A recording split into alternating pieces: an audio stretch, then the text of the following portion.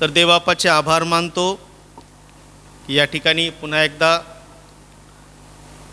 वचनाची सेवा करण्याची संधी देवबापाने दिली, याबद्दल देवाचे आभार मानतो. त्याचप्रमाणे पाळकसाहेबांचे आभार मानतो आणि प्रार्थनेचे देखील आभार मानतो, आयुष्य देखील आभार मानतो की आजच्या उपासनेमध्ये त्यांनी या ठिकाणी लीड केलेला आहे.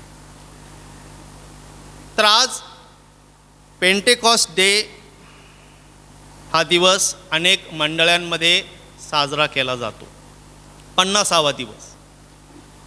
आणि म्हणून आज आपण प्रेषितांची कृत्ये 2रा अध्याय आणि या 1 ते 13 या वचनांवर थोडंसं मनन करूया. बघा, पेंटेकॉस्ट हा ग्रीक शब्द आहे आणि त्याचा अर्थ आहे 50वा. पेंटेकॉस्ट शब्दाचा काय अर्थ आहे? 50वा. हा एक यहुदी सण होता. वलांडन सणानंतर 50व्या दिवशी यहुदी लोक हा सण पाळायचे. आणि यहुदी लोकांमध्ये जे मुख्य सण होते त्यापैकी हा असायचा. आणि या ठिकाणी आपण बायबलमध्ये पाहतो, प्रभू येशूला वलांडन सणाच्या काळात प्रभू येशूचं बलिदान झालं आणि प्रभू येशूला मारल्यानंतर आपण बायबलमध्ये वाचतो प्रभू येशूचं पुनरुत्थान झालं.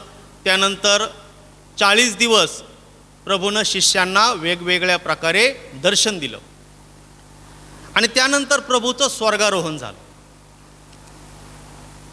प्रभू येशूनं शिष्यांना ही आज्ञा दिली की यरूशलेम सोडून जाऊ नका, तर पित्याकडून जी देणगी तुम्हाला मिळणार आहे त्याची काय करा? वाट पहा. आणि म्हणून सर्व शिष्य प्रेषित यरूशलेमेमध्ये आहेत आणि त्या ठिकाणी ते एकत्र बसून काय करतायत? उपासना करतायत. आणि मग आपण पाहतो की हा 50वा दिवस आला, म्हणजे यहुदी लोकांचा हा सण आला.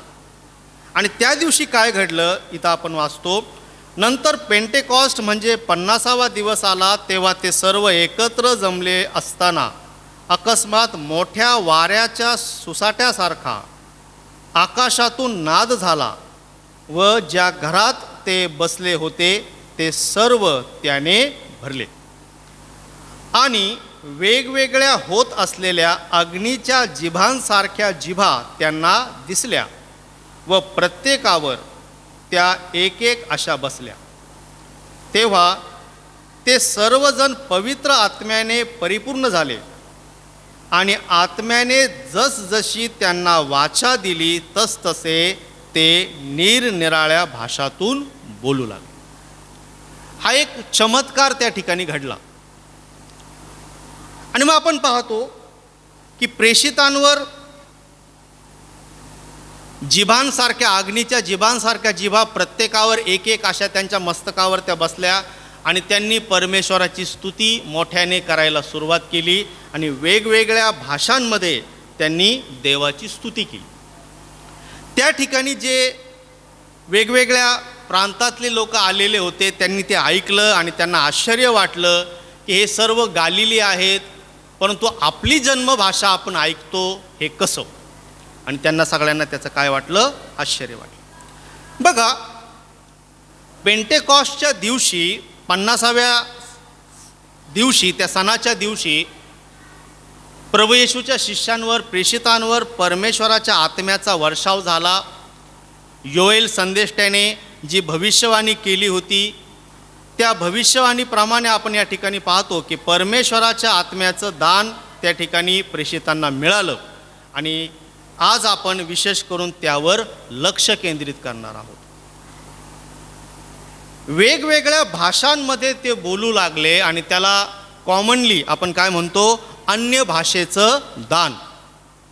आणि आज या विषयावर आपण लक्ष केंद्रित करणार आहोत. तर आपण सर्वजण कृपया लक्ष द्या.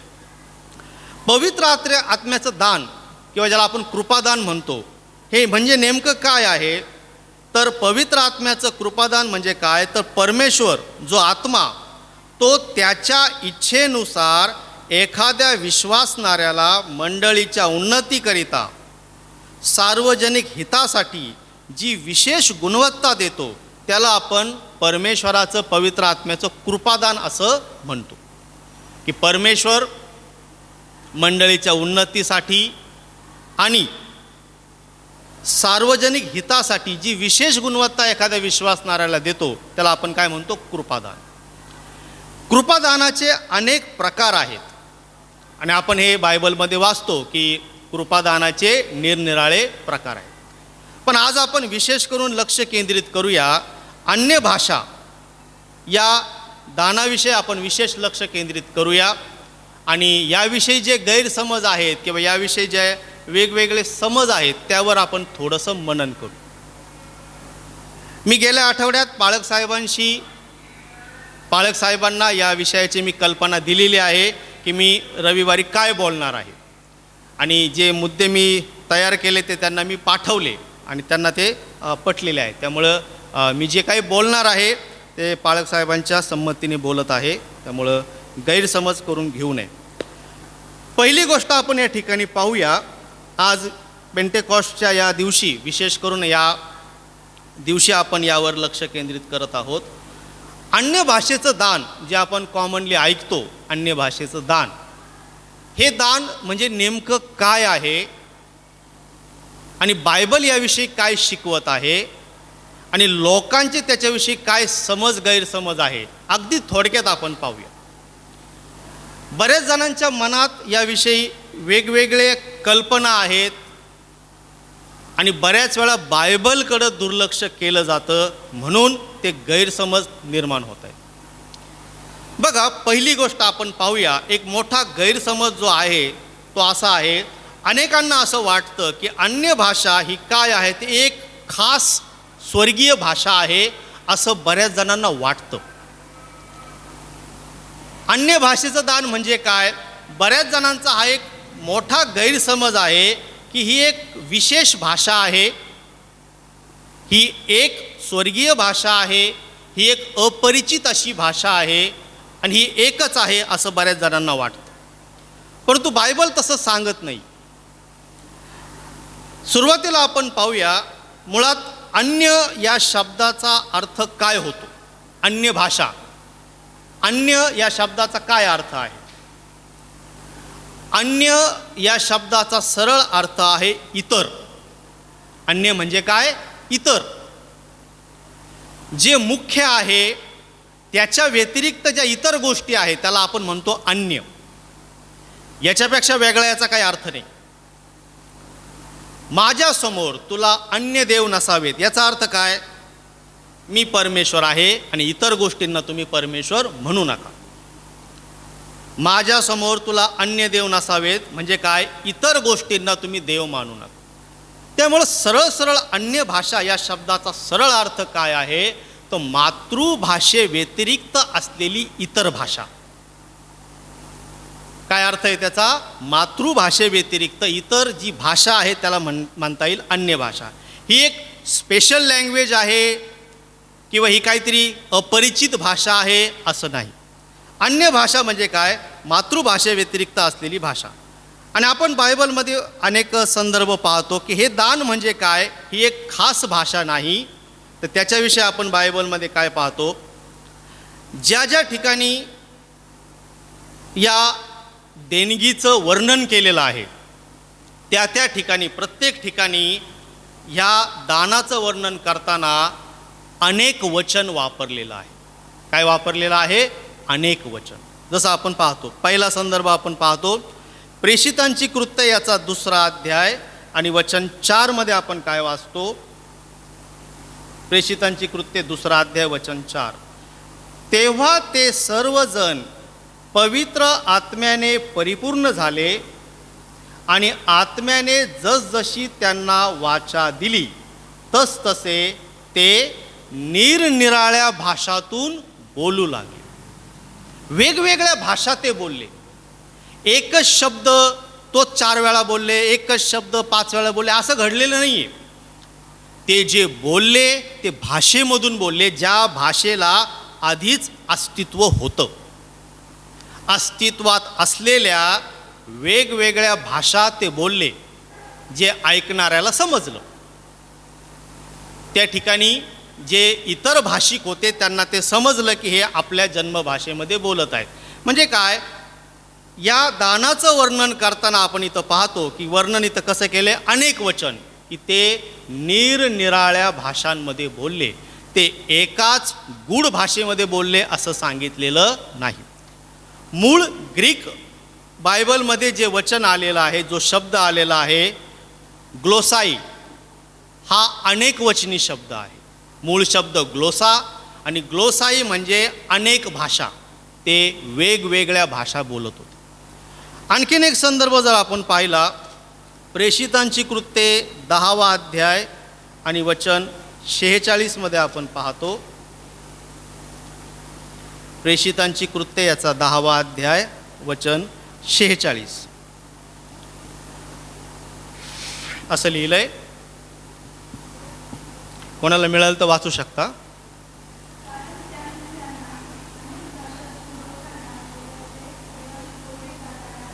हा, कारण त्यांना अनेक भाषातून बोलताना व देवाची थोरवी गाताना ऐकली.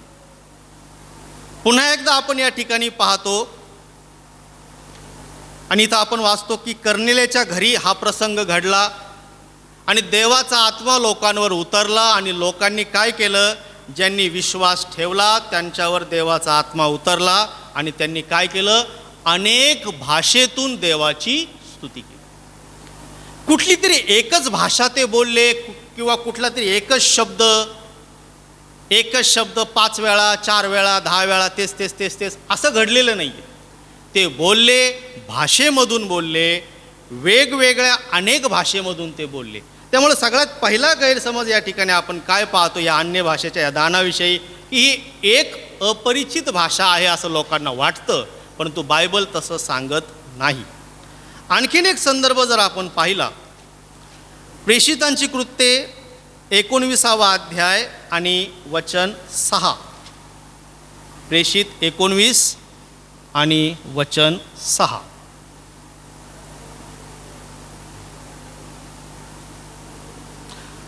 आणि पौलाने त्यांच्यावर हात ठेवले तेव्हा त्यांच्यावर पवित्र आत्मा आला. ते वेगवेगळ्या भाषा बोलू लागले व ईश्वरी संदेश देऊ लागले. पुन्हा एकदा आपण ही घटना पाहतो, आणि हे 3च संदर्भ आहे जे प्रेषितांच्या कृत्येमध्ये आपण वाचतो. अन्य भाषेच्या दानाचं हे 3च ठिकाणी आपण हे वर्णन वाचतो. बाकी जे संदर्भ आहेत ते पौलाने केलेले कमेंट आहेत. पण या 3 घटना या ठिकाणी आपण पाहतो, आणि तिसऱ्याही वेळेस आपण या ठिकाणी काय वाचतो, की ते वेगवेगळ्या भाषा बोलू लागले.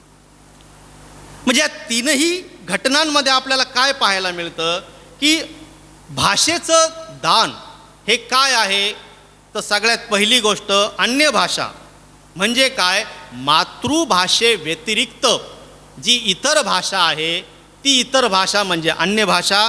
आणि हे एक स्पेशल स्वर्गीय किंवा अपरिचित अशी भाषा नसून ह्या वेगवेगळ्या भाषांमधून देवाचे लोक बोलले असं आपण अनेक वचनी वर्णन या ठिकाणी पाहतो. आणि म्हणून याचा साधा सरळ अर्थ हा, की प्रेषित त्या दिवशी जे काही बोलले ते ऐकणाऱ्यांना समजलं, अस्तित्वात असलेल्या भाषेमधून ते बोलले. म्हणजे चमत्कार या ठिकाणी काय होता, की ते सर्व गालिली होते, परंतु समोर जे वेगवेगळ्या भाषेचे लोक बसलेले होते त्यांना समजल, त्यांना साक्ष होईल, त्यांना चिन्ह होईल, म्हणून त्या ऐकणाऱ्यांच्या भाषेमध्ये एक जण बोलत होता. ते वेगवेगळ्या भाषेमध्ये बोलले, ते निरनिराळ्या भाषेमध्ये बोलले.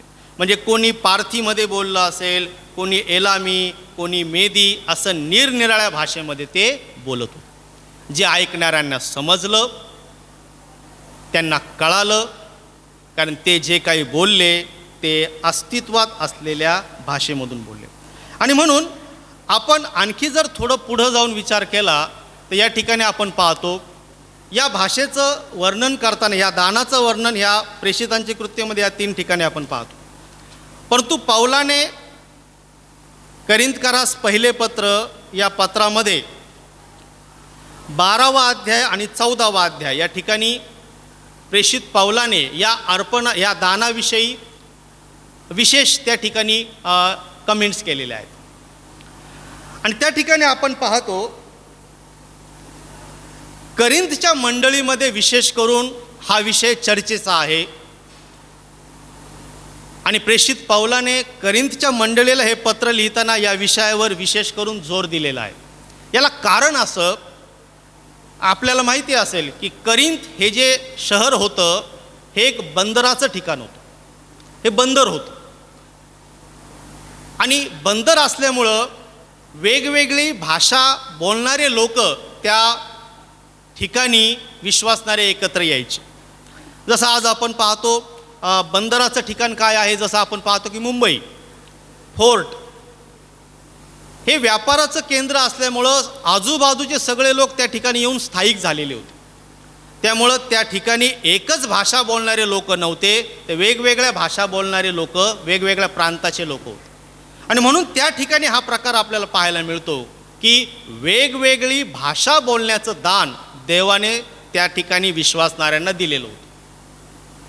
आणि आपण पाहतो की प्रेषित पौलाने या अर्पणाचा या दानाचा ज्यावेळेस उल्लेख केला, या देणगीचा ज्यावेळेस उल्लेख केला, त्यावेळेस आपण पाहतो की प्रेषित पौलाने त्या ठिकाणी जो शब्द वापरला आहे त्याचा अर्थ असा आहे. ते वचन आपण आधी पाहूया.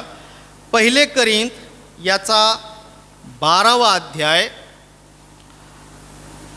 आणि वचन 10 जर आपण वाचलं, करिंथकरास पहिले पत्र याचा 12वा अध्याय आणि वचन 10 असं लिहिलंय. एखाद्याला अद्भुत कार्य करण्याची शक्ती, एखाद्याला संदेश देण्याची शक्ती, एखाद्याला आत्मे ओळखण्याची शक्ती, एखाद्याला विशेष प्रकारच्या भाषा बोलण्याची शक्ती व एखाद्याला भाषांचा अर्थ सांगण्याची शक्ती मिळते. पवित्र आत्मा कशा प्रकारे विश्वासणाऱ्यांना देणग्या देतो याचं वर्णन करताना अन्य भाषेचं दान याविषयी पौलाने या ठिकाणी काय शब्द वापरला आहे? विशेष प्रकारच्या भाषा बोलण्याची शक्ती. पण ज्यावेळेस आपण मूळ ग्रीक स्क्रिप्चर पाहतो, नवीन करार मुळात कोणत्या भाषेत लिहिला गेला? Coin Greek. ठीक आहे. आणि जुना करार कोणत्या भाषेत लिहिला गेला?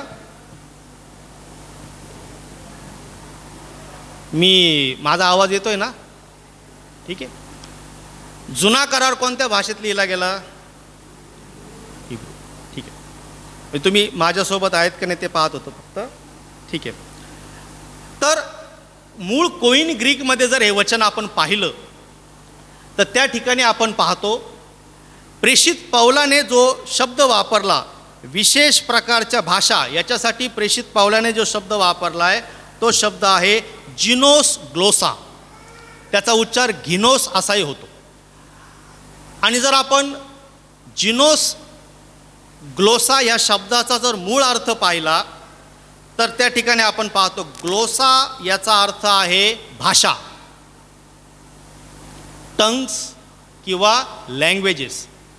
पण जिनोस या शब्दाचा काय अर्थ होतो आणि ज्यावेळेस हा अर्थ आपल्याला समजतो त्यावेळेस हे दान म्हणजे नेमकं काय आहे ते आपल्याला लक्षात येईल. जर आपल्याला दिसत असेल तर पहा, स्ट्रॉंग्स यांच्या डिक्शनरीमधलं हे वर्णन आहे. जिनोस असा शब्द प्रेषित पौलाने त्या ठिकाणी वापरला. मूळ ग्रीकमध्ये जे वचन आलं आहे त्या ठिकाणी जिनोस शब्द आहे. आणि जिनोस ज्याचा उच्चार घिनोस असाही होतो, त्याचा अर्थ काय आहे या ठिकाणी आपल्याला वाचायला मिळेल. डेफिनेशनमध्ये काय आहे? Offsprings, family, race, nation, kind. जिनोस ग्लोसा याचा शब्दशः अर्थ काय आहे माहिती आहे का? याचा शब्दशः अर्थ आहे वेगवेगळे वंश, वेगवेगळ्या जमाती, वेगवेगळ्या जाती, वेगवेगळे प्रांत यांची भाषा बोलण्याचं दान. जिनोस ग्लोसा हा मूळ शब्द आहे. अन्य भाषा हे मराठी बायबलमध्ये आलेला आहे, परंतु जिनोस ग्लोसा याचा खरा अर्थ काय होतोय तर वेगवेगळे वंश, वेगवेगळ्या जमाती, वेगवेगळ्या जाती, वेगवेगळे प्रांत, वेगवेगळे देश यांच्या भाषा बोलण्याचं दान. आणि ह्या जिनोसपासूनच आपण जनरेशन शब्द तयार झाला किंवा जिनिओलॉजी हा शब्द तयार झाला असं पाहतो. आणि म्हणून ज्यावेळेस आपण मूळ वचनाचा विचार करतो त्यावेळेस आणखी खुलासा याविषयी होतो. अन्य भाषेचं दान म्हणजे काय आहे, या दानाविषयी जे गैरसमज आज आहेत त्याकडं आम्हाला पाहिलं पाहिजे. आणि म्हणून बायबल असं सांगते की ही एक अपरिचित भाषा आहे असं नाही. हे दान काय आहे, इतर प्रांताची भाषा बोलण्याचं हे दान आहे. आणि हे आपण पुढं पौलाच्या वर्णनामध्ये वाचतो. जर आपण पाहिलं आणखीन एक वचन, 1 कोरिंथ 14 अध्याय आणि वचन 21 जर आपण वाचलं, 1 कोरिंथ 14:21, आणि ह्या देणगीचं वर्णन करताना आणखी पाऊल पुढं काय म्हणतोय पहा. 1 कोरिंथ 14:21 वाचा. कोण वाचल?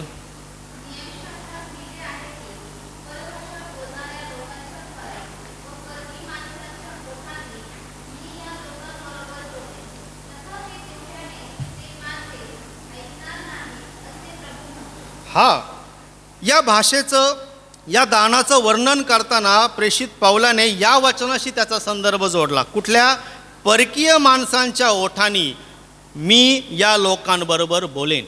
म्हणजे पौलाचा या ठिकाणी काय समज आहे या देणगीविषयी, की वेगळ्या लोकांच्या फॉरेन लँग्वेजमध्ये, परप्रांतीय लोकांच्या भाषेतून मी ह्या लोकांशी बोलेन. म्हणजे याचा सरळ अर्थ हा आहे की अन्य भाषेचं दान म्हणजे दुसरं तिसरं काही नसून तर वेगळ्या जाती, वेगळे प्रांत आणि वेगळ्या जमाती यांची भाषा बोलण्याचं हे दान आहे. आणि आपण अनेक ठिकाणी त्या ठिकाणी त्याला निरनिराळ्या भाषा, अनेक भाषा असं त्याचं वर्णन आपण वाचतो. आणि म्हणून एकच शब्द कुठला तरी घ्यायचा आणि तो शब्द 5 वेळा 10 वेळा बोलायचा, फास्ट रिपीटेडली बोलायचा, आणि हेच ते दान आहे असं बऱ्याच जणांचा गैरसमज आहे. परंतु असं नाही आहे. बायबल असं शिकवते की हे दान म्हणजे काय, निरनिराळ्या भाषा बोलण्याचं दान. जसं मराठी एखादा उपदेशक जर पश्चिम बंगालमध्ये सेवा कार्य करत आहे तर तो बंगाली भाषा लवकर शिकतो, बंगाली भाषेमधून तो उपदेश करू शकतो, हे ते दान आहे. किंवा एखादा गुजराती मनुष्य केरळमध्ये जाऊन सेवा कार्य करतो आणि त्या ठिकाणी त्यांची स्थानिक भाषा लवकर शिकतो, ती स्थानिक भाषा त्याला चांगली जमते, त्यामध्ये तो स्तुती आराधनाही करतो आणि बोलू शकतो, हे ते दान आहे. आणि म्हणून अन्य भाषेचं दान म्हणजे काय तर वेगवेगळ्या भाषा, वेगवेगळ्या प्रांताची भाषा बोलण्याचं दान. आणि हे आपण पाहतो, याचे बरेचसे उदाहरणं पाहतो. एक उदाहरण मी सांगतो पहा. खूप वर्षापूर्वी, मला वाटतं 2005 किंवा 7च्या काळात गॉड TV, गॉड चॅनल, किती जणांना गॉड TV माहिती आहे? गॉड चॅनल, गॉड TV आता आहे का नाही ते चॅनल चालू मला माहीत नाही, आता दिसत नाही ते आम्हाला. पण गॉड TV हे एक प्रसिद्ध चॅनल आहे. वेंडी ॲलेक त्यांचं ते चॅनल होतं आणि मी ते पूर्वी पाहायचो. कॉलेजमध्ये असताना मी ते गॉड चॅनल खूप पाहायचो. आणि मग एकदा असंच मी ते लावलं आणि तिथं असं चालू होतं की त्या गॉड TVवर गॉड चॅनलला 10 वर्ष पूर्ण झाले म्हणून त्या ठिकाणी त्या चॅनलवर कार्यक्रम चालू होते. आणि त्यांनी त्या ठिकाणी गेस्ट स्पीकर म्हणून पास्टर बेनी हिन यांना बोलवलेलं होतं. त्यांची साक्ष अशी होती त्या चॅनलच्या संस्थापकांची की आम्ही यांच्या प्रेयर मीटिंगमध्ये जाऊन चॅनल आम्हाला काढायची म्हणून यांना रिक्वेस्ट केली, त्यांनी आमच्यासाठी प्रार्थना केली होती आणि आम्ही हे चॅनल काढू शकलो, अशी ती साक्ष होती. म्हणून त्यांनी पास्टर बेनी हिन यांना त्या चॅनलमध्ये गेस्ट स्पीकर म्हणून बोलावलं. आणि मी तो प्रोग्राम पाहत होतो. तो इंग्लिशमध्ये होता, मला काय 100% कळाला नाही, पण मी तरी पाहत होतो. त्या कार्यक्रमाचा विषय वेगळा होता, शुभेच्छा द्यायचं चालू होतं. परंतु अचानक असं झालं की पास्टर बेनी हिन अचानक असं म्हणाले, रॉरी ॲलेक आणि वेंडी ॲलेक त्या ठिकाणी ते अँकर होते, त्यांना असं म्हणाले की आपला हा कार्यक्रम अरबस्थानातील अमक्या अमक्या शहरामध्ये एक स्त्री पाहत आहे. आत्ता आपला हा कार्यक्रम, हा लाईव्ह प्रोग्राम अरबस्थानामध्ये एका शहरामध्ये एक मुस्लिम स्त्री आपला हा कार्यक्रम पाहत आहे. आणि देवबाप मला अरबी भाषेमध्ये काहीतरी बोलायला सुचवतोय, मी बोलू का? जी स्त्री त्या ठिकाणी प्रोग्राम पाहते तिला इंग्लिश समजत नाही, पण ती विश्वासणारी आहे आणि काहीतरी आशीर्वाद मिळेल म्हणून ते आपला हा प्रोग्राम पाहते. तर देवबाप मला असं सुचवतोय की मी अरबी भाषेमध्ये सुवार्ता तिला सांगू का, असं ते बोलले. असं बोलले हे सगळे शांत झाले, आश्चर्यचकित झाले. आणि मी स्वतः माझ्या घरी बसून ते पाहत होतो. आणि मग अचानक ते अरबी भाषेमध्ये अतिशय शांत रीतीने एक 10-12 वाक्य ते बोलले. आणि त्याच्यातून असं समजलं की त्यांनी सुवार्ता त्या ठिकाणी सांगितली की येशू देवाचा पुत्र आहे आणि त्याच्यावर विश्वास ठेवल्याने तारण मिळते. हे त्या स्त्रीसाठी, त्या महिलेसाठी अरबी भाषेमध्ये बेनिहीन बोलले. आणि मग ज्यावेळेस त्यांनी ते वाक्य संपवलं, माझं झालं असं त्यांनी व्यवस्थित सांगितलं, अतिशय शिस्तीमध्ये आणि कंट्रोल्ड, म्हणजे कुठल्या प्रकारे असं काही त्यांनी केलं नाही, एक संदेश दिल्यासारखं ते 10-12 वाक्य बोलले. आणि मग झाल्यावर माझं झालं असं त्यांनी सांगितलं. सगळ्यांना आश्चर्य वाटलं. पण मी असं मानतो की हे ते दान आहे की इतर प्रांताची भाषा बोलण्याचं हे दान, सुवार्तेला हा अडथळा येऊ नये म्हणून देवबापाने सुवार्ता प्रचार करणाऱ्यांना या देणगीने काय केलेलं आहे, आशीर्वादित केलेलं आहे. उद्देश हा की सुवार्ता प्रचाराला भाषेचा अडथळा असू नये. कारण पृथ्वीच्या दिगंतापर्यंत सुवार्ता सांगण्याचं काम ह्या शिष्यांवर सोपवलेलं होतं आणि भाषेचा अडथळा त्यांना येऊ नये म्हणून वेगवेगळ्या भाषा बोलण्याची ही देणगी देवबापाने त्या दिवशी त्यांना दिली. पेंटेकॉस्टच्या दिवशी नेमकं काय घडलं तर जी समजणारी अशी भाषा आहे त्या भाषेमध्ये ते बोलले आणि समोरच्याला ते समजलं. आणखी जर उदाहरणं पाहायचं ठरलं तर बघा, बरेचसे मिशनरी आपल्या महाराष्ट्रामध्ये आले. 18व्या शतकामध्ये आपल्या महाराष्ट्रामध्ये मिशनची स्थापना झाली. आणि सगळे मिशनरी हे विदेशी होते. बरेचसे अमेरिकन होते आणि अमेरिकन मिशनऱ्यांचा बराचसा इतिहास मी वाचला आहे, त्यामुळं मला त्याविषयी थोडीशी माहिती आहे. आणि त्याविषयी एक वर्णन मी असं वाचलं. लक्ष्मीबाई टिळक हे किती जणांना माहिती आहेत? लक्ष्मीबाई टिळक माहिती आहे? तुम्ही आता एका प्रश्नाचं उत्तर द्या, फक्त कदम साहेबच हात करतायत, ते गेस्ट आहेत आज. लक्ष्मीबाई टिळक कोण माहिती आहे का?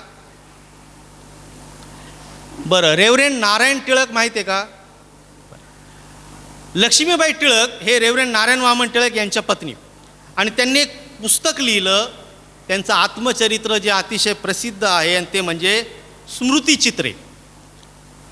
स्मृतिचित्रे हे लक्ष्मीबाई टिळकांनी लिहिलेलं पुस्तक. या पुस्तकामध्ये त्यांनी मिशनऱ्यांच्या जीवनावर खूप मोठा प्रकाश टाकलेला आहे. कारण नारायण टिळक हे मिशनऱ्यांसोबत राहत होते आणि सगळ्या घटना, त्यांच्या जीवनातल्या बऱ्याचशा घटना या मिशनऱ्यांशी संबंधित. मला काय सांगायचं बघा, लक्ष द्या. स्मृतिचित्रे या पुस्तकामध्ये लक्ष्मीबाई टिळकांनी असं वर्णन केलेलं आहे की हे जे मिशनरी होते हे अमेरिकन होते, पण अतिशय शुद्ध मराठी ते बोलायचे. अतिशय शुद्ध मराठी ते बोलायचे.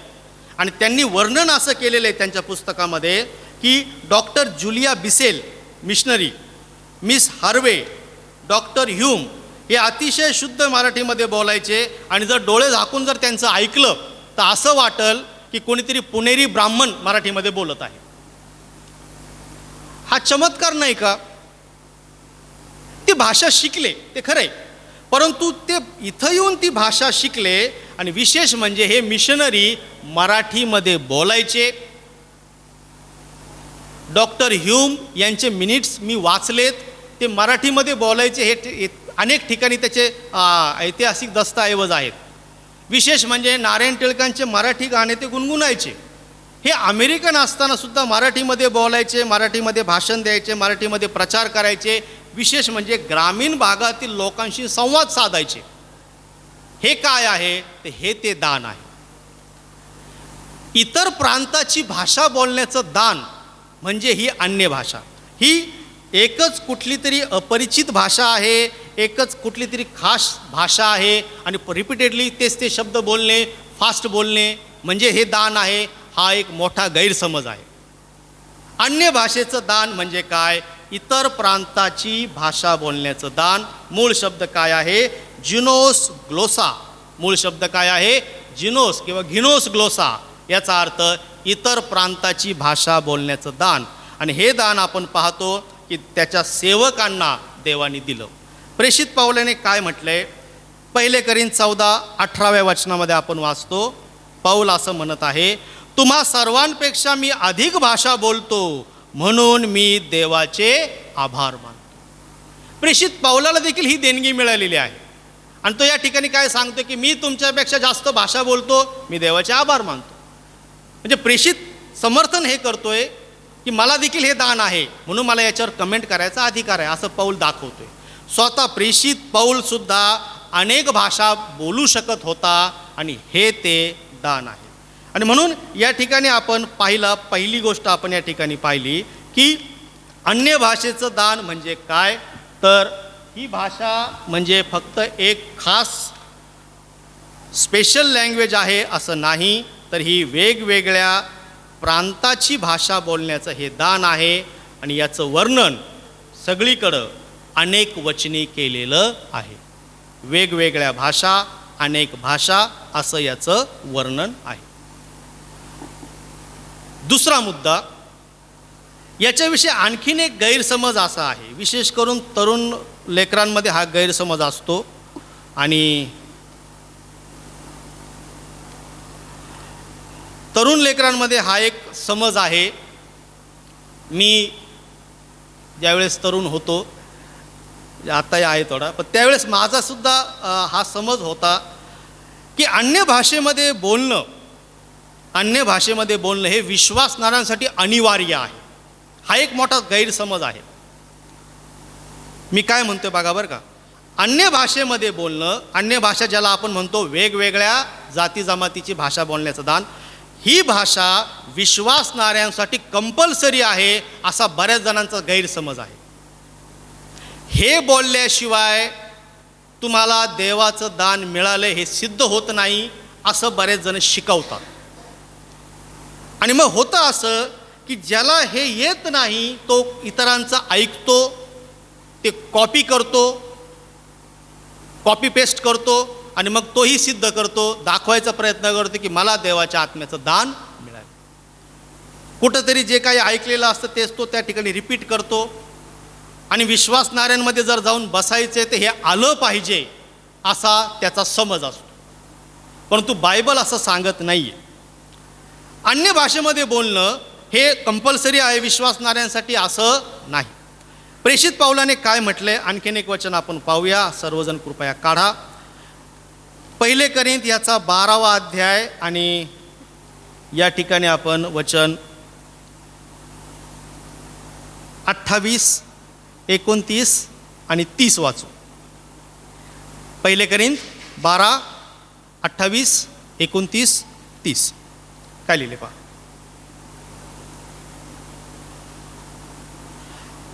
तसे देवाने मंडळीत कित्येकांना नेमले आहे.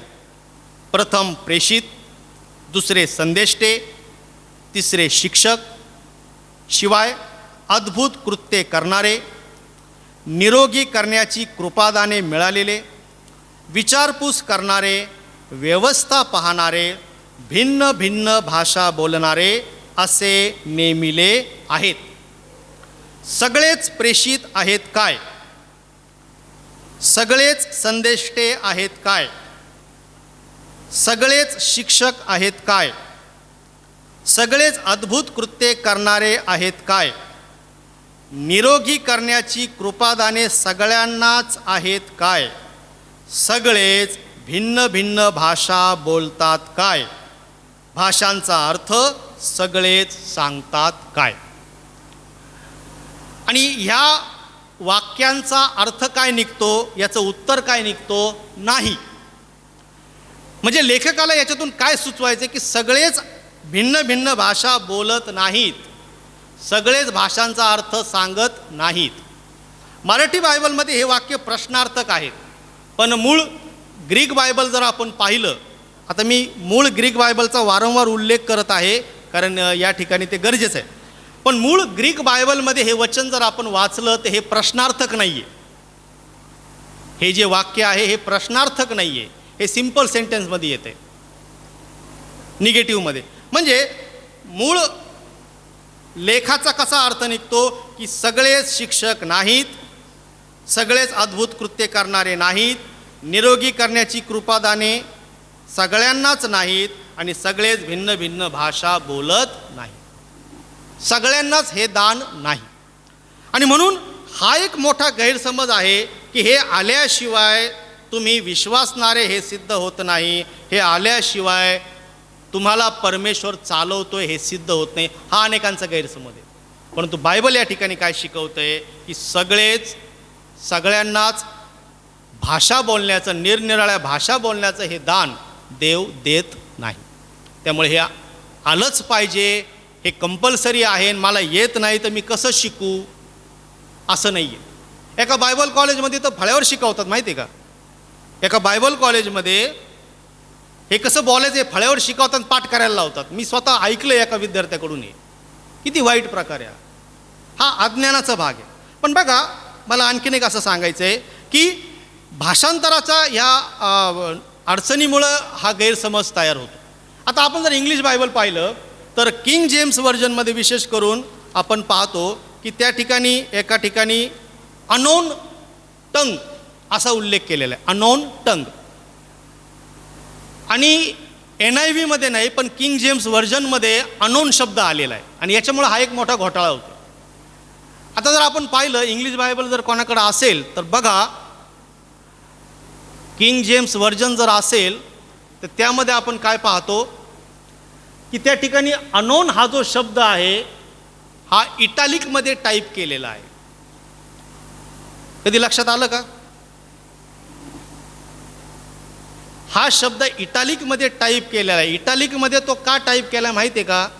कोणाला माहिती आहे का की एखाद्या वाक्यामध्ये एखादा शब्द वेगळा टाईप का केला जातो? तरुण मुलं बोर झाले की काय? नाही ना? काय म्हणते कळतंय ना? इटालिकचा अर्थ काय होतो की हा शब्द मूळ वचनामध्ये नाही. अनोन हा शब्द मूळ ग्रीक बायबलमध्ये नाही, हा किंग जेम्स व्हर्जननी त्या ठिकाणी टाकलेला आहे. आणि म्हणून बऱ्याच जणांना असं वाटतं की अनोन टंग म्हणजे अपरिचित भाषा, परंतु मूळ बायबल, मूळ स्क्रिप्चर असा अनोन शब्द त्या ठिकाणी कुठेही सांगत नाही. ठीक आहे, पण हा एक गैरसमज आहे, अनोन शब्द मूळ बायबलमध्ये नाही. असो, तर मला असं सांगायचं या ठिकाणी की कुठं होतो आपण? हां, तर अन्य भाषेचं हे दान बऱ्याच जणांना वाटतं की हे अनिवार्य आहे, हे कंपल्सरी आहे, हे असल्याशिवाय आम्हाला ख्रिस्ती होता येत नाही, किंवा हे जर नसेल तर आम्ही विश्वासणारे नाही, असं बऱ्याच जणांना वाटतं. पण बायबल या ठिकाणी स्पष्ट सांगतं की सगळेच वेगवेगळ्या भाषांमध्ये बोलत नाहीत. हे दान देव कोणाला देतो? मुळात परमेश्वराचा आत्मा एखाद्याला त्या पवित्र आत्म्याची देणगी देतो. ती कशी देतो? तुम्ही महिनाभर उपास केले म्हणून तुम्हाला ते मिळतं असं नाही आहे. हे तप केल्यासारखं नाही आहे. हिमालयामध्ये गेलो, एक हात वर करून उभा राहिलो मग मला काहीतरी मिळालं असं नाही आहे हा प्रकार. इथं असं लिहिलं आहे, 1 कोरिंथ 12 आपण वाचतो वचन 11. 1 कोरिंथ 12 वचन 11. तरी ही सगळी कार्ये तोच एक आत्मा करतो, तो आपल्या इच्छेप्रमाणे एकेकाला ती वाटून देतो. कोणाच्या इच्छेप्रमाणे? देवाच्या आत्म्याच्या इच्छेप्रमाणे. माझ्या इच्छेप्रमाणे नाही, मला काय आवडतंय ते नाही. त्याला जे पाहिजे ते त्या ठिकाणी देवाचा आत्मा ते दान वितरित करतो. आणि म्हणून आपण पाहतो की परमेश्वराच्या नियंत्रणामध्ये असलेली जी मंडळी आहे त्या ठिकाणी सगळ्या गोष्टी आपल्याला संतुलित पाहायला मिळतात, संतुलित. आणि मग त्या ठिकाणी कोणी प्रेषित आहे, कोणी संदेष्टा आहे, कोणी भाषा बोलणारा आहे, कोणी अर्थ सांगणारा आहे. हा बॅलन्स त्या ठिकाणी असतो. देवाचा आत्मा त्याच्या इच्छेनुसार या गोष्टी त्याच्या लोकांना देतो. आणि म्हणून विचार करा, जुन्या करारामध्ये जे सेवक होते ते या प्रकारे अन्य भाषेमध्ये कधी बोलले का? एखादं असं उदाहरण आठवतंय का? जुन्या करारामध्ये देवाच्या आत्म्याचं कार्य आपण पाहतो, पवित्र आत्म्याचं कार्य आपण जुन्या करारामध्ये पाहतो. एक तरी असं उदाहरण तुम्हाला दिसतंय का की एखादा इस्रायली सेवक अन्य भाषेमध्ये बोलू लागला, म्हणजे या घटनेच्या आधी? नाही. बाबेल बुरुजाची घटना ही वेगळी आहे, मी त्यावर येणारच आहे, परंतु असं एकही उदाहरण आपल्याला सापडणार नाही. असं का? प्रेषितांनाच या प्रकारे देवाच्या आत्म्याचं हे दान पेंटेकॉस्टच्या दिवशी का मिळालं? याला कारण असं की पृथ्वीच्या दिगंतापर्यंत देवाचं वचन नेण्याची जबाबदारी ही प्रेषितांवर होती. त्यांना बाहेर जायचं होतं, एकने दोनने अनेक प्रांतामध्ये त्यांना फिरायचं होतं, आणि म्हणून देवाने हे दान त्यांना यासाठी दिलं की सुवार्थ प्रचार करताना भाषेचा अडथळा येऊ नये. आणि आजही आपण हे पाहतो की जे वेगवेगळ्या प्रांतामध्ये देवाचं कार्य करतात ते त्या ठिकाणची ती भाषा लवकर शिकतात. जसं मागाशी मी उदाहरण दिलं की डॉक्टर जुलिया बिसेल विदेशी स्त्री, विदेशी मिशनरी, पण या ठिकाणी येऊन शुद्ध मराठी बोलायची, अशी मराठी त्या बोलायच्या की त्यांचं जर डोळे झाकून ऐकलं तर असं वाटेल की कोणीतरी पुणेरी ब्राह्मण बोलत आहे. आणि आपण हे पाहतो, आमच्या NEMMचे नॅशनल हेड रेव्हरंड विजय राजुलवाला अतिशय शुद्ध मराठी बोलतात. आणि विशेष म्हणजे ज्या म्हणी आम्हालाही माहिती नाही त्या म्हणी ते कधी कधी वापरतात. ते जी शुद्ध मराठी बोलतात ना तशी हिंदी मलाही येणार नाही, म्हणजे त्यांची भाषा हिंदी मलाही नीट जमणार नाही, पण ते अतिशय सुंदर रीतीने मराठी बोलतात. असं का? कारण त्यांना मराठी लोकांबरोबर त्या ठिकाणी संवाद साधायचा आहे, आणि म्हणून परमेश्वराचा आत्मा या प्रकारे त्यांना काय करतो? आशीर्वादित करतो. आणि म्हणून मी असं सांगत आहे की या भाषेचं दान हे अनिवार्य आहे, कंपल्सरी असं नाही, हे त्या प्रसंगानुसार देवाच्या आत्म्याने ते दिलं. ज्यांना बाहेर वेगळ्या प्रांतामध्ये जायचे त्यांना भाषेचा अडथळा येऊ नये म्हणून निरनिराळ्या भाषा बोलण्याचं हे दान देवाने त्यांना दिलं. आणि या प्रकारची एक विरुद्ध घटना आपण बाबेलच्या बुरुजाच्या वेळेस पाहतो. उत्पत्तीच्या 11व्या अध्यायामध्ये आपण ती घटना वाचतो की ज्यावेळेस सर्व लोक एकत्र राहत होते परंतु दुष्ट होते. बाबेल बुरुजाची गोष्ट प्रत्येकाला माहिती असेल, ठीक आहे? बाबेलचा बुरुज उत्पत्तीच्या 11व्या अध्यायामध्ये आपण ती गोष्ट वाचतो, आणि संडे स्कूलमध्ये ही गोष्ट बऱ्याच वेळा आपण ऐकलेली. आणि आपण पाहतो की ते सगळे एकत्र राहत होते, त्यांच्यामध्ये युनिटी होती, परंतु त्यांचे विचार मात्र दुष्ट होते, ध्येय धोरणं दुष्ट होते. आणि म्हणून आपण पाहतो की परमेश्वराने काय ठरवलं की यांच्यामध्ये कम्युनिकेशन राहू नये, एकमेकांशी यांना संवाद साधता येऊ नये. हे जर असेच एकत्र राहिले तर हे आणखी पुढं पापात वाढतील. आणि म्हणून आपण पाहतो की देवाने त्या ठिकाणी काय केलं? त्यांच्या भाषेचा घोटाळा केला. तिथं सुद्धा आपण पाहतो की ते लोक जे बोलत होते ते भाषेमध्येच बोलत होते, फक्त अडचण अशी की एक जण काय बोलते हे दुसऱ्याला समजलं नाही म्हणून त्यांची पांगापांग झाली. इथं मात्र आपण काय पाहतो की कम्युनिकेशन व्हावं. इथं आपण पाहतो की प्रेषितांना इतर लोकांशी, इतर जगाशी संवाद साधता यावा म्हणून देवाने काय केलं? बाबेल बुरुजाच्या घटनेच्या अगदी विरुद्ध या ठिकाणी केलं. प्रेषितांना अशी देणगी दिली की ज्या ठिकाणी ते जातील भाषेचा अडथळा त्यांना येऊ नये आणि सुवार्तेला भाषेचा बंधन असू नये म्हणून ते वेगवेगळ्या भाषेमध्ये बोलत होते. आणि म्हणून दुसरा गैरसमज आपण या ठिकाणी काय पाहतो की असं बऱ्याच जणांना वाटतं की अन्य भाषा ही अनिवार्य आहे आणि आल्याशिवाय तुमचा विश्वास सिद्ध होत नाही, परंतु बायबल असं सांगत नाही. सगळेच निरनिराळ्या भाषा बोलत नाहीत, ठीक आहे? आणखीन एक वचन आपण पाहूया. मी यावर जास्त वेळ घेत नाही, पण 1 कोरिंथ 14वा अध्याय आणि 5वं वचन आपल्याला काय सांगते पाहूया.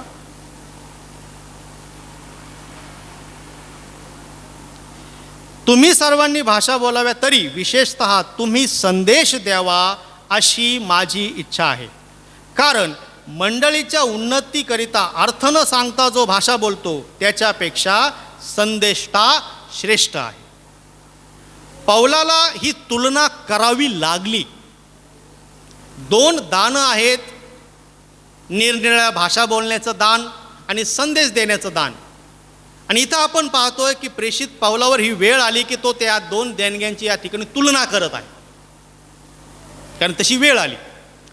आणि मग ही तुलना करताना पौल स्वतःचं काय मत मांडतोय की संदेष्टा श्रेष्ठ आहे. तुम्ही बोलता, पण जर कोणाला कळत नाही आणि जर कोणाला काही कळत नसेल तर तुमच्यापेक्षा जो संदेश देतो तो संदेष्टा श्रेष्ठ आहे. म्हणजे हा एक गैरसमज लोकांचा आहे की जो अन्य भाषेमध्ये बोलतो, 1 शब्द 2 शब्द 10 वेळा तेच ते रिपीट करतो जोरजोऱ्यात, तो श्रेष्ठ आहे असा लोकांचा समज आहे. परंतु बायबल सांगते की यापेक्षा कोण श्रेष्ठ आहे? संदेष्टा श्रेष्ठ आहे. मला काय सांगायचं आहे, परमेश्वराच्या ह्या दोन्ही देणग्याच आहेत, परंतु या ठिकाणी हा एक गैरसमज आहे. पौलाने त्या ठिकाणी सुचवलेलं आहे की तुम्ही सर्वांनी संदेश द्यावे, विशेष करून तुम्ही संदेश द्यावे ही माझी इच्छा आहे. सगळ्यांनीच निरनिराळ्या भाषा शिकाव्यात ही माझी इच्छा नाही, तर उलट तुम्ही संदेश द्यावेत ही माझी इच्छा आहे. ठीक आहे. आणखीन एक पुढं आपण पाहूया. आता हा कदाचित शेवटचा मुद्दा.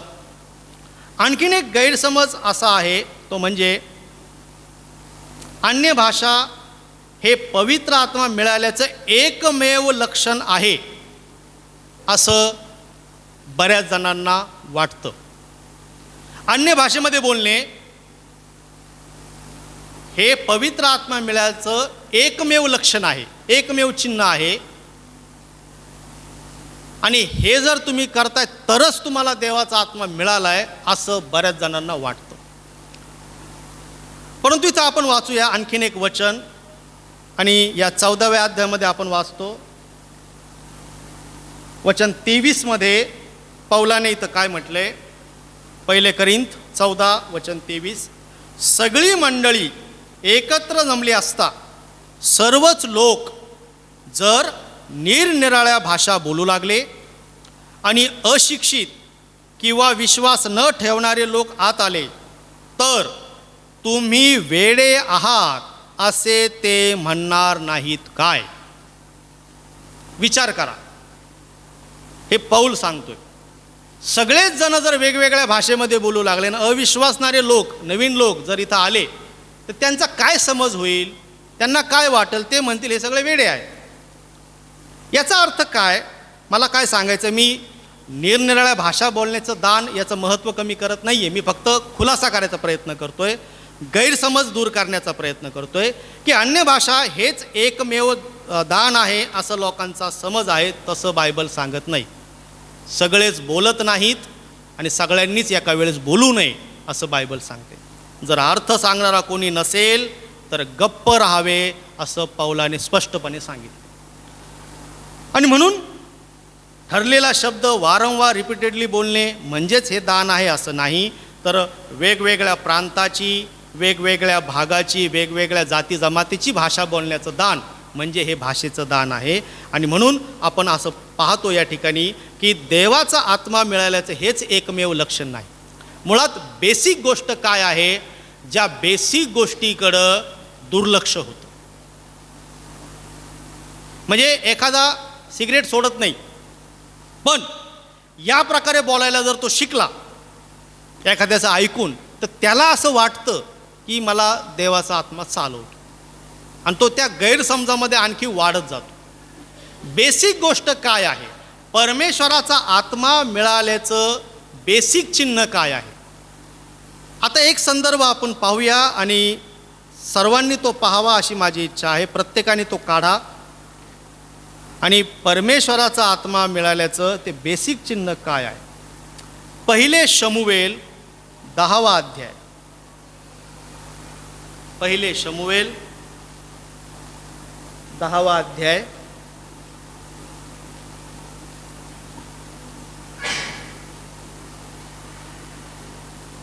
पहिले शमूएल 10वा अध्याय आणि वचन 6 या ठिकाणी काय लिहिले पहा. मी वाचतो, सगळ्यांनी कृपया काढा. देवाचा आत्मा मिळाल्याचं बेसिक काय, लक्षण काय. आणि या ठिकाणी आपण पाहतो की शमूएल संदेष्टा शौलाला या ठिकाणी सांगतोय. काय सांगतोय बघा. तेव्हा परमेश्वराचा आत्मा तुझवर जोराने येईल व तूही त्यांच्याबरोबर भाषण करू लागशील व तुझ्यात बदल होऊन तू निराळा मनुष्य होशील. देवाचा आत्मा मिळाल्याचं हे बेसिक आणि प्रमुख लक्षण हेच आहे. आमच्यामध्ये जो बदल घडतो तो बदल महत्त्वाचा आहे. जर आमच्यामध्ये परिवर्तनच होत नाही तर देवाचा आत्मा आम्हाला चालवत नाही.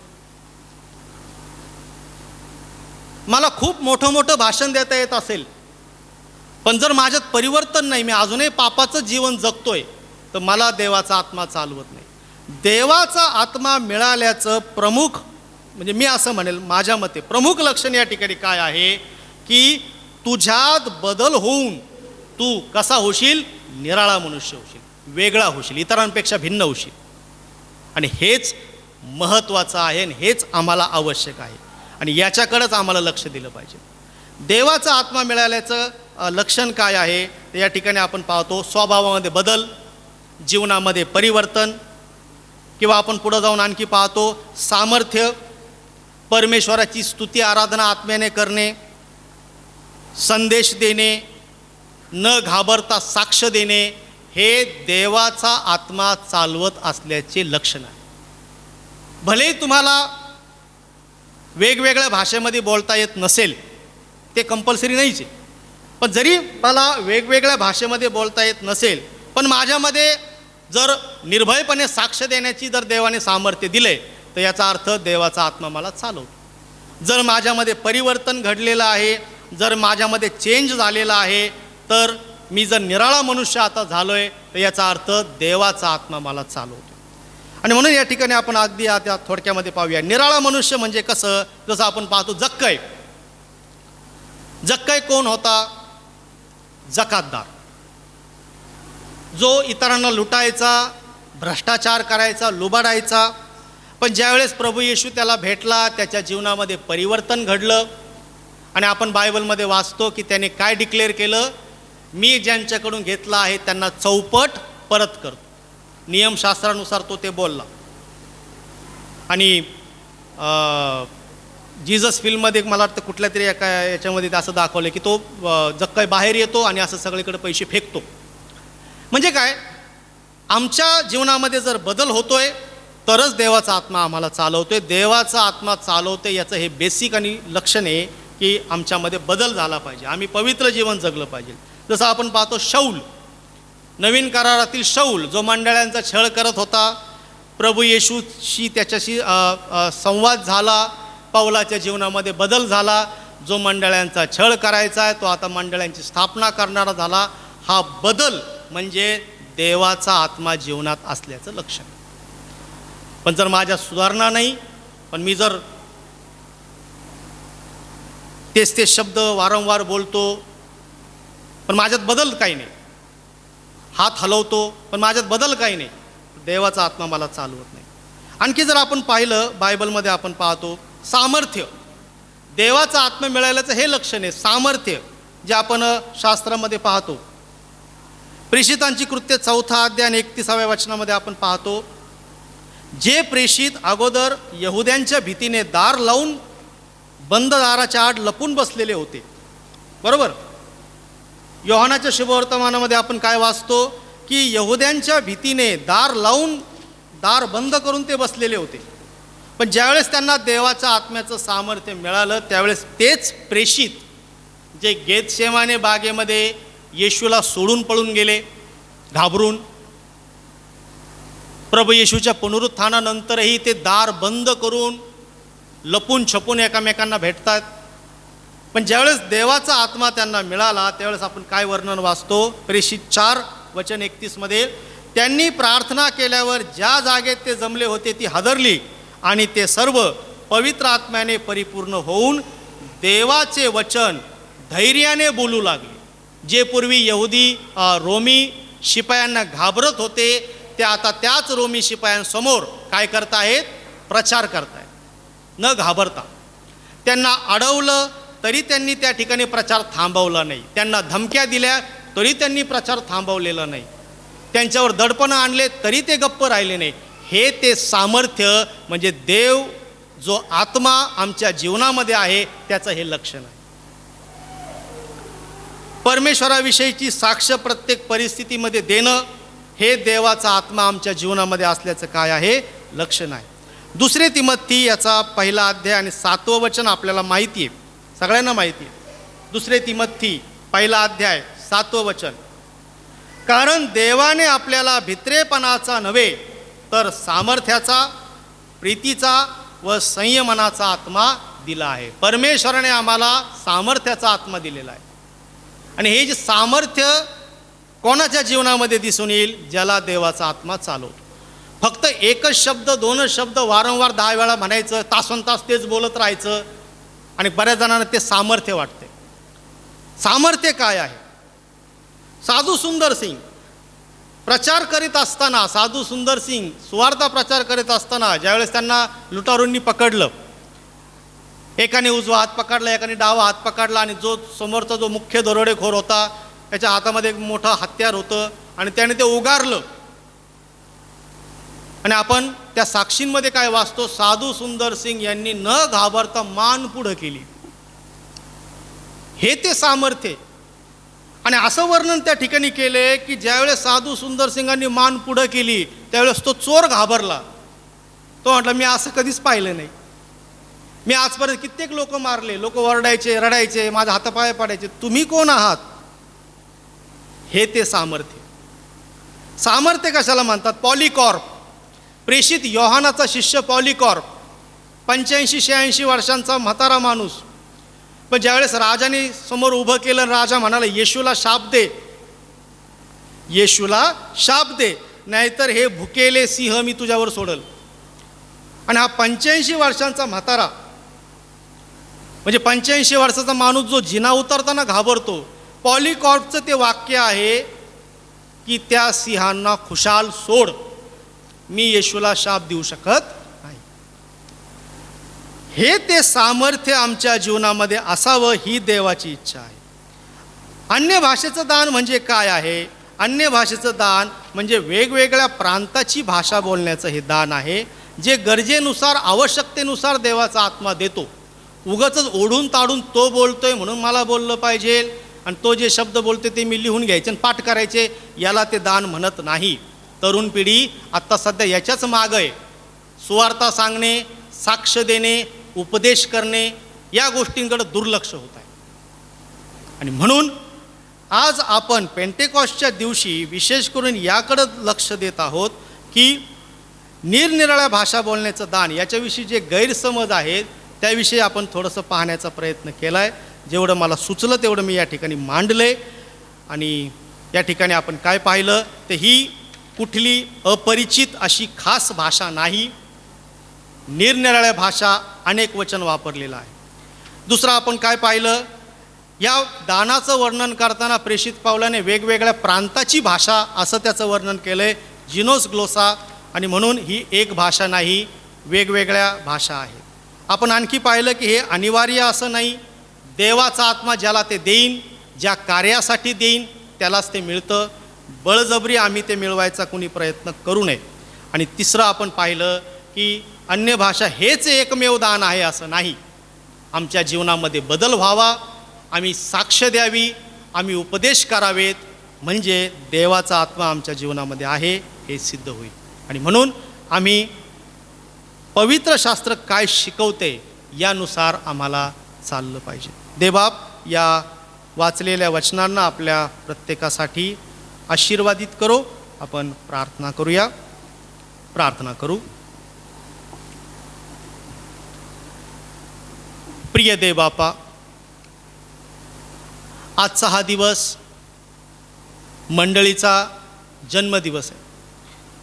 पेंटेकॉस्टच्या दिवशी मंडळीची स्थापना झाली आणि देवबापा ती मंडळी चालवण्यासाठी तुझ्या शिष्यांना तू वेगवेगळ्या देणग्या दिल्यास. प्रिय बापा, आजच्या दिवशी आम्ही देखील तुझ्याजवळ हीच प्रार्थना करतो की प्रभो, तुझ्या मंडळीमध्ये तुझं कार्य पुढं नेण्यासाठी